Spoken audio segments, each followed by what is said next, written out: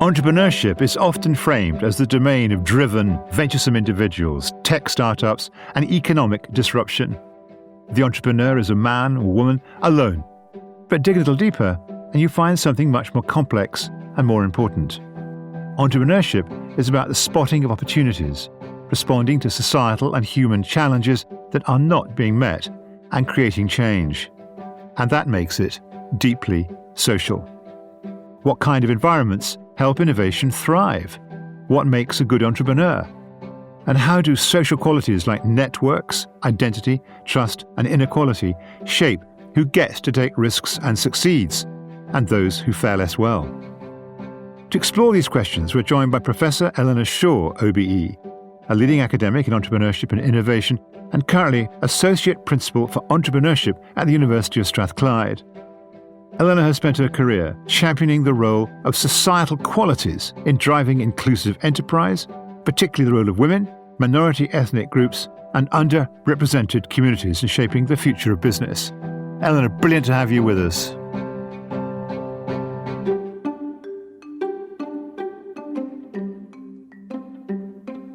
Thank you very much, Will. I'm delighted to be here today. Now, entrepreneurship. But before we get into that, a question I ask all our interviewees, the We Society, when we rang you and said, would you do a turn, what was your first thought? I was honoured, actually. My first thought was, wow, okay, that's great. They're interested not only in the broad subject of social sciences, but also the social impact and importance of entrepreneurship.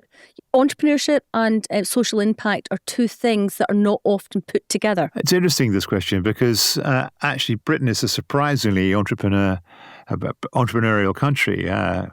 Scotland, England, Wales, Northern Ireland alike. I mean, we have a record number of startups and spin-outs from universities. And all the men and women I've encountered in my work are all very mission-driven. They really want to make the world better, either with the technology they've got or because they think they can improve society in some way. So it didn't surprise me that you kind of have found this rather inspiring area to get into. Yeah, I mean, I don't think I've ever spoken with or worked with or undertaken research with an entrepreneur who's really not driven by a keen sense of purpose and also, really draws upon their personal values to help them take decisions about what type of business they want to run and equally importantly, how they want to run that business. Whenever I come across a founder and my line of work, along with the Academy of Social Sciences, I also co-chair a little business think tank called The Purposeful Company. Whenever I encounter these founders, these founder entrepreneurs, I'm always kind of absolutely with you. They were really purpose-driven. And actually, from that, lots of good things arise. And yet there's a kind of culture in which entrepreneurship is seen to be kind of all about fostering a culture of deregulation, tax cuts, kind of they let these tall poppies grow. All they want to do is to cut down the small poppies. But that's not the culture I encounter. Yeah, I find it really curious because I agree with you. There's a dominant narrative that paints entrepreneurs as heroic individuals and actually quite individualistic. And all the things that you're saying, not keen on regulation, keen only to go for their beachhead market, for example. I just think this is nonsense, that this is just a popular, easy to write about way of discussing entrepreneurs. But actually, anyone who spends any amount of time with an entrepreneur finds out almost immediately that this is just not the case whatsoever. Entrepreneurship is tough. People don't enter into entrepreneurship unless they've spotted an opportunity, unless they've spotted a challenge that they believe that they can address, and the economic, social, community benefits of entrepreneurship, are huge and they're multiple, and it would be great if we could challenge that dominant narrative because it's almost lazy to characterise them in that sort of a way. So agree with you. I mean, this is something which I was very struck reading about how you approach this. That you I mean, to spot a business opportunity that your technology or your the capacities that you're going to put together in your company can help assuage and get recurrent orders from, means you've got to have a very, very good feel for what's going on in society, what people want, what their challenges are, how you can improve their lives. It's not about someone kind of having a kind of light bulb moment in a garage, and as an individual, then going out to make squillions of money. What they are about is about much more subtle, and I think your work brings that out really well. Lots of entrepreneurs are driven by the fact, for example, that they are able to combine something that they've identified that can be solved with the opportunity to give other people a job. I mean that's a fantastic thing to actually be able to do. Yep. To be able to give people, the opportunity to make a decent income, to put their talents to use. This is a dominant theme that all the entrepreneurs, and I've worked with entrepreneurs for more than 25, almost 30 years now, and the ability to build something that gives other people the opportunity to make a living is also something that entrepreneurs are really passionate about. Rather than kind of talk abstractions now, I mean, just give us some examples of, firms or individuals that have really done entrepreneurial stuff that kind of sticks with you. Okay, so I mean, I can name all sorts of people. So let me start with someone that everybody will most likely know, and that is Sir Tom Hunter. I was director of the Hunter Centre for Entrepreneurship for about 6 years. And I got to know Tom really well. For those who don't know Tom, I mean, just be helpful to give, what the company's name was and what the products are. Okay. Yeah. So Tom started off, Tom's really interesting. So he started off his company selling training shoes, and he went on to buy over a number of other well-known sports retailers, let's say. But what he then did, and he was really inspired by the writings of Carnegie. And so he set up his foundation. And that is actually where he spent most of his latter years, focusing on how he can use the work of his foundation as a power for social good. And in doing that, what he also does is he supports many other entrepreneurs at early stages in their journey and also when they're growing their companies. So he's really, certainly within Scotland, within the UK, he's had quite a fundamental impact on the entrepreneurial landscape. And one of the things that Tom said to me again and again was, Eleanor, the best form of social security that I can offer anyone is a job. Now, Tom himself grew up in Cumnock, which is a very remote and excluded part of Scotland. He went to Strathclyde University, and the rest is history. He started from selling training shoes out the back of a van to running a multi-million-pound company, and he took great pride in the ability to provide hundreds of thousands of people with a job. So that's someone who was doing it at very, very large scale.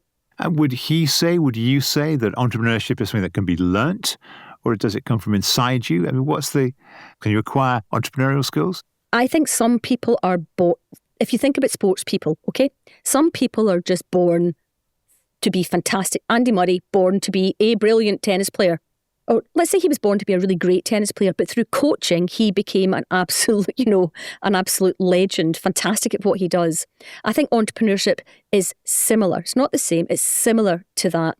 And I genuinely believe that when faced with the correct environment, the opportunity to be creative, to be innovative, to be entrepreneurial lies within all of us. The challenge that we have is actually our education system is one of the challenges, because we're so focused in education in teaching people how to pass exams. And unfortunately, being innovative and creative in how you pass an exam might not be the best approach to get the highest marks possible. So I think we need to be doing much more earlier in our education to just allow that creativity, that fun, actually the fun that people have from being creative, to nurture that rather than distract from it and put such a strong focus on the ability to pass exams with really high grades. I mean, what you seem to be suggesting is that, entrepreneurship requires a different kind of space. It's not something that where you can kind of take questions and write down answers to. It's more of a kind of cultural predisposition, and it's available to all of us, but I'm not sure it can be taught, can it? No, I think it's much more experiential than anything. I think it's about, as you say, creating spaces and giving people the opportunity, perhaps, to work with others on an exciting problem, and to explore what can they bring to that problem, how can they solve, what are their problem-solving skills like. Something that a lot of educationalists will be familiar with is the growth mindset. And what all the research shows us is that entrepreneurs have a fabulous growth mindset. What does that mean? That means that they are always learning. There's so many analogies I could say here. So, you can't bake a cake without breaking eggs. A baby doesn't just stand up and walk. It's got to fall down a couple of times and realise what that means. And entrepreneurship's like that. It's not plain sailing. And I'm really worried and cautious about using the word failure, because there's a real fear of failure in the UK. And actually, we need to turn that on its head. And I think this is what entrepreneurs do. They don't recognise failure. They see when things go wrong, there's an opportunity for them to learn from that, so that when they approach the same situation next time, they'll do it in a slightly different way, informed by the learning they've got. And that's very much a growth mindset. And I think there's opportunities across the whole of education and elsewhere, at a societal level as well, for us to be a little bit gentler with ourselves and give ourselves the space to learn from situations when they perhaps don't turn out as we had initially thought they would. It is serial entrepreneurs that actually are the ones that are the best to back, because they're the ones who've, some of whom have had successes and some who've had failures, but they're the best to back because actually they're streetwise. Mm-hmm. And it's a curious kind of, it's true of the private markets, and it's very true of the public markets. I mean, civil servants are kind of completely frozen into immobility for fear that if they give XYZ company a grant, it might fail. Oh my God, what about that? But actually, if the state isn't losing a bit of money occasionally, it's not doing the right thing. It's not being risky enough. Entrepreneurship is risky, but here's the interesting thing: most of the entrepreneurs that I know take calculated risks. They're not out just to use other people's money to gamble with it against something that they've not actually thought about. Most entrepreneurs that I'm aware of, up until the point where they are looking for investment in their company, they've done a lot of work. They've done a lot of research. They've spoken to lots of people. And actually, it could be a much less risky investment than some of the ways in which public and private monies are invested.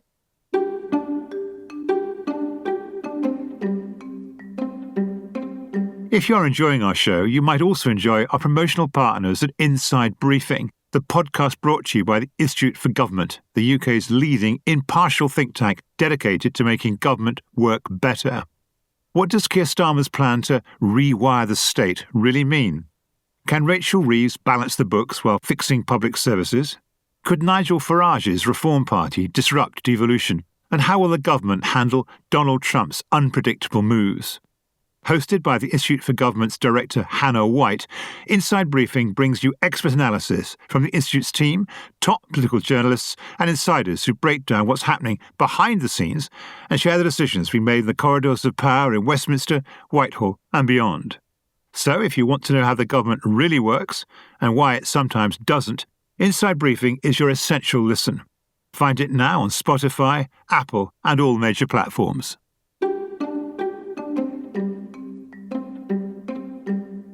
This running theme in your work is this notion, and it's already come out in this conversation, that actually entrepreneurship is a social activity about social networks, being sensitive to trends in society, spotting what people really, really want.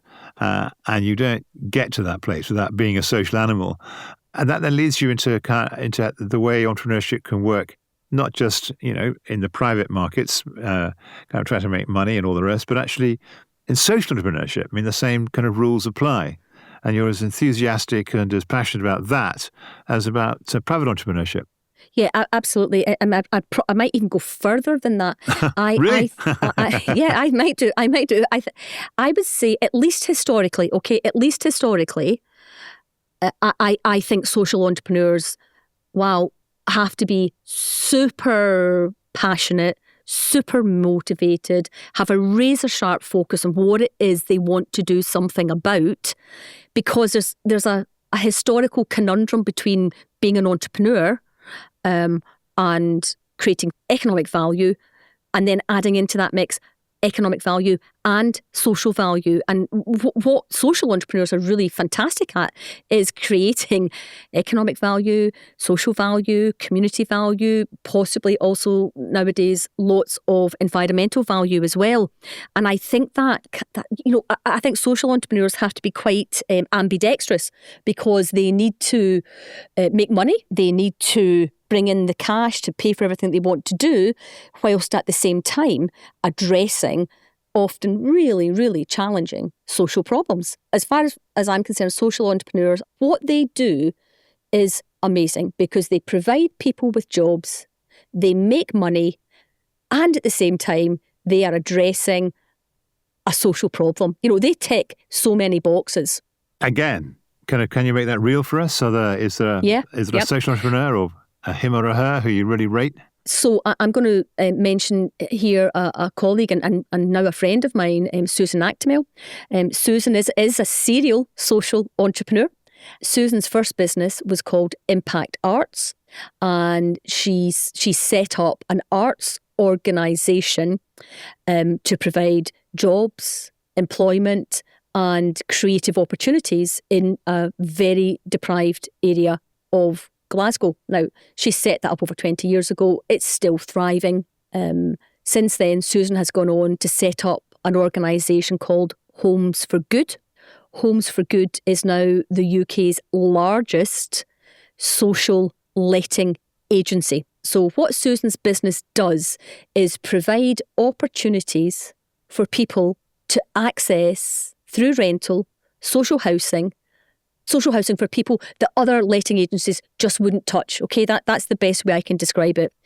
There's two parts to her business. One part is buying over and renovating properties, creating beautiful living spaces.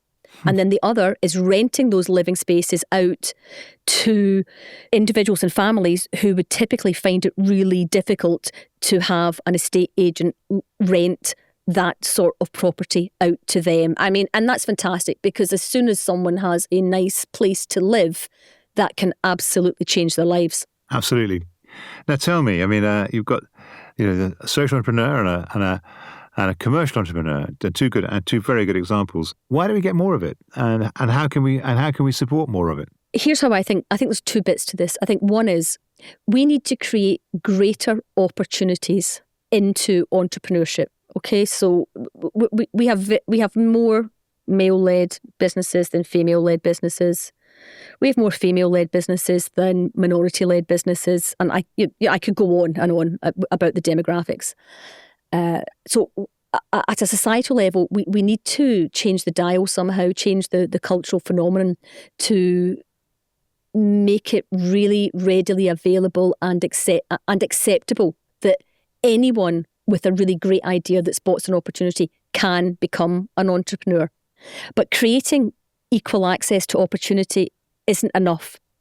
The other part, and this is something I've given a lot of thought to in more recent years, creating opportunity is all well and good. But if we don't support that also with creating equal access to the resources needed to respond to those opportunities, then we're never going to shift the dial. So it's both sides.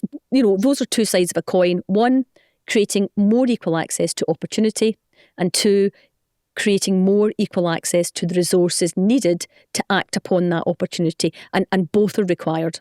Work I've been doing has shown that actually, interestingly enough, venture capitalists who have daughters tend to be more successful investors than the ones that only have sons. So it's quite interesting. And then you often get venture capitalists teaming up with their daughters. And actually, fascinating. It's a very interesting kind of dynamic that the success rate is higher. And it speaks to the importance of actually diverse, profoundly diverse views, and in actually coming to an accurate assessment of what's going on around you. I completely agree. And, we're recognising in other areas, let's say, of business and industry, that diverse teams drive really good decision making. They drive resilience. They drive sustainability. So the more we can get diversity present within boardrooms, the better those large organisations will be.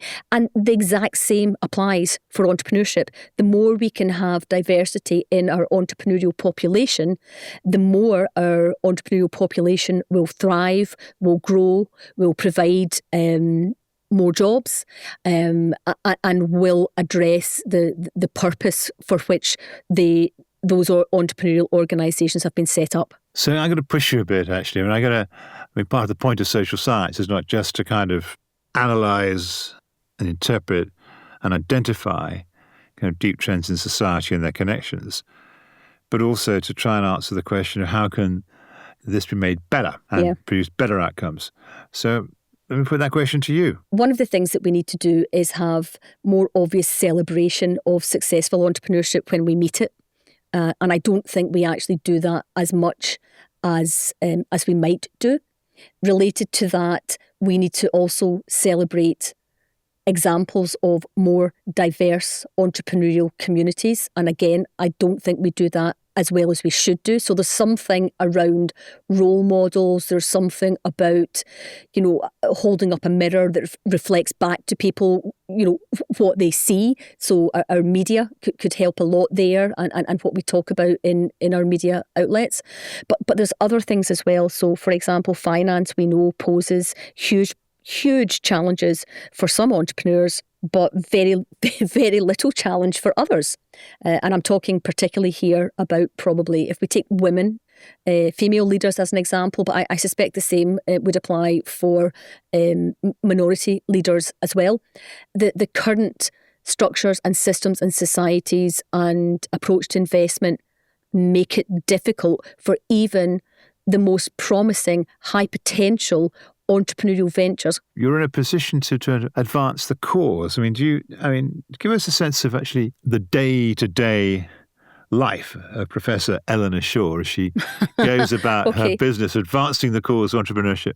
I'm now at the University of Strathclyde, where I'm an associate principal and professor of entrepreneurship.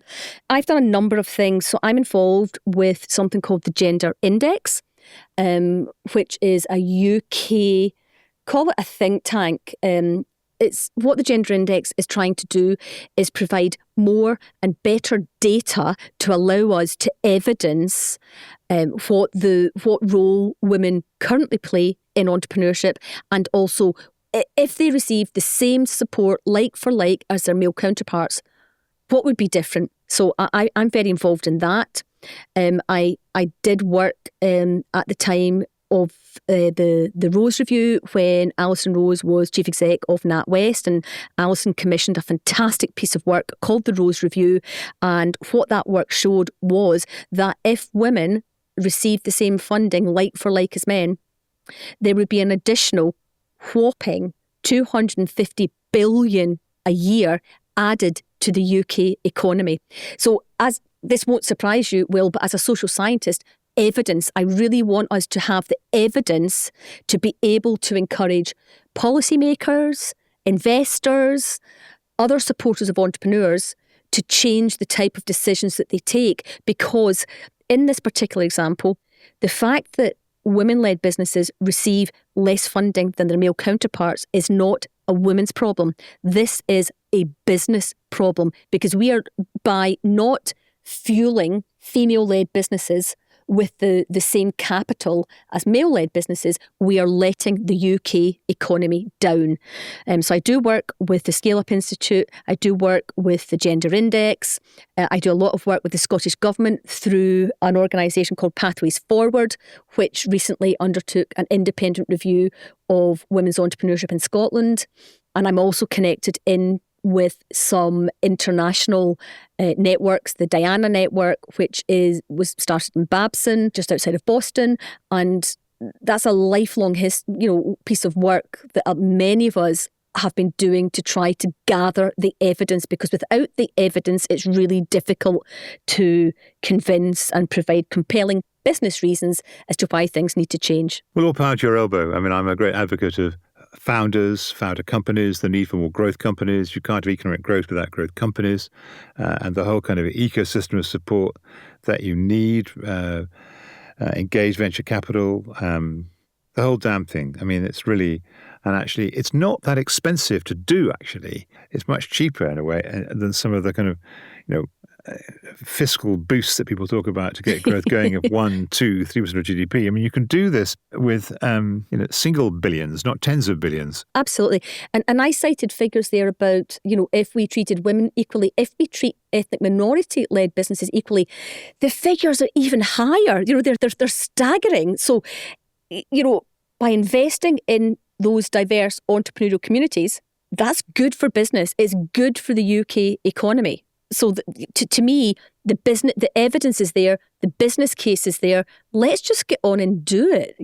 There's only positive gains can come from creating those equal opportunities and providing equal access to those resources to take advantage of those entrepreneurial opportunities. Is there any reason, any kind of life event, any kind of thing that explains your passion for this? In my very early school years, when I was working, and Saturdays, or as a student during the holidays, I was employed by small companies. Okay, I mean, so I was able to supplement my income by working for small companies, and they taught me so much about business, and actually they taught me so much about how to care for your employees and how to care for people. So I think maybe that's where that might. I've never thought about it before. But that's maybe where it's come from. There's the young woman who... the young woman Saturday who jobs worked for and the... Saturday...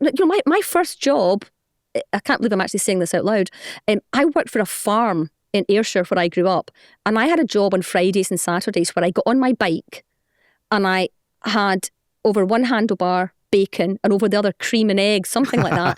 and I would cycle round to people's houses and deliver this. And this was just a small local farm. But it was great because I got some money from doing it, and I got to speak with so many people when I did those deliveries. Starting from that. Then as a student, every job I had was working for a local entrepreneurial firm. So maybe that's where it's come from. Well, Professor Shaw, it's great to have had this turbo boosting to the cause of entrepreneurship. I'm afraid I'm a fully paid up convert to this. As it must have been obvious from my questions. I think that it was, great. The more of this we can get, the more we can support these people, and they're good people. That's the point, which I think is often absolutely the trouble. And I think your point at the very beginning of our exchange is when you made the point about the dominative narrative being about this attempt to define entrepreneurs as kind of heroic, red and blood, tooth and claw capitalists, devil take the hindmost. That's not who they are. Not at all. No. They're much more complicated people, much more interesting people, and actually the necessary for insufficient condition for a good economy and society is having a critical mass of people like that who innovate kind of in science, innovate in technology, innovate in society. And, you've made the case very, very well. So, thank you very much indeed. And good luck with your work. Thank you so much. Thank you for having me. Thank you so much for listening. The We Society is brought to you by the Academy of Social Sciences in association with the Nuffield Foundation and Leverhulme Trust. I'm Will Hutton. The producer is Emily Finch, and it's a Whistledown production. If you haven't already, please subscribe to the podcast, leave a comment, share with your colleagues and friends. And thank you so much for listening.